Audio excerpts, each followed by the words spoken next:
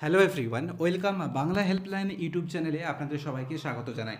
তো রান্নার gas booking সংক্রান্ত এই ভিডিওতে আপনাদেরকে জানাবো যে গ্যাস বুকিং সংক্রান্ত যে নিয়মের পরিবর্তন করা হয়েছে সেটা তো আপনাদেরকে জানাবোই।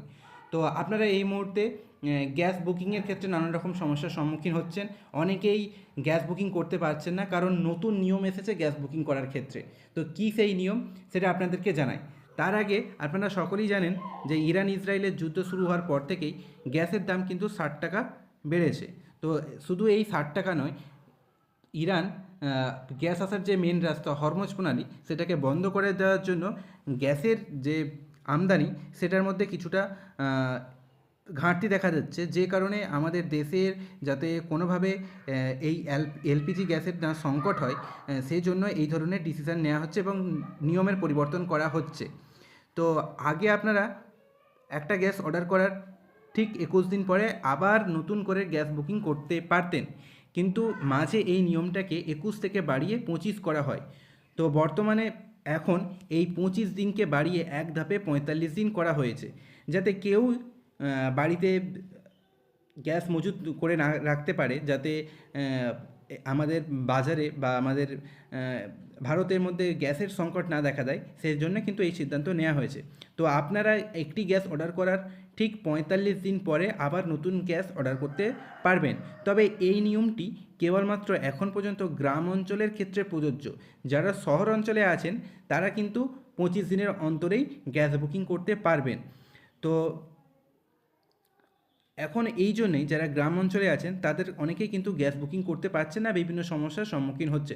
তো আপনাদেরকে কিন্তু এই যে তারিখে গ্যাস বুকিং করেছিলেন ঠিক তার 45 দিন পরেই আবার নতুন করে গ্যাস বুকিং করতে হবে। আমি নিজে গ্যাস বুকিং করার চেষ্টা করেছি, সেক্ষেত্রেও কিন্তু আমার গ্যাস বুকিং হয়নি। এই ধরনের একটা এসএমএস পেয়েছি।